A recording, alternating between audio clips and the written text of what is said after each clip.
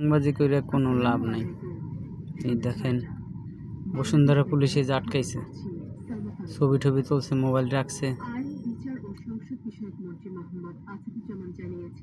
এরা সব এক হয়ে যায়। বিপদে পড়লে বসুন্ধরা পুলিশ সবসময় এক হয়ে যায়।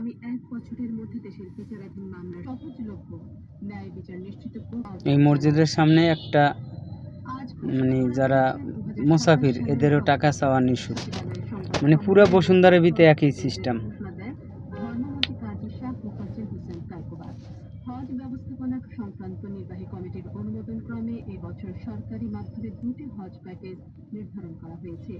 হজ প্যাকেজ 1-এর খরচ ধরা হয়েছে 6,15,230 ও আহত সংখ্যা। মসজিদের হুজুররাও এসে চাই বাংলাদেশের দৃঢ় অঙ্গীকার পুনর্ব্যক্ত করেছে সড়ক পরিবহন ও সেতু মন্ত্রী শেখ রবিউল আলম।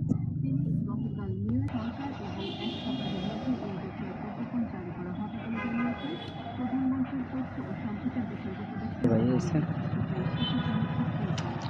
বসুন্ধরার বড় অফিসার যে ওয়ারলেস আছে লোক, ওই দেখেন এখন ওদের আটকাবে। আরে এমন আছে ছিনতাইকারী বা অন্য কিছু হইতে পারে, কিন্তু এটা ছাত্র না। এখানে কোনো রংবাজি চলে না, কারণ বসুন্ধরা গ্রুপে একটা রংবাজ গ্রুপ। ক্যাসার লাগিয়ে গেছে, যে ছবি টবি তুলতে আছে।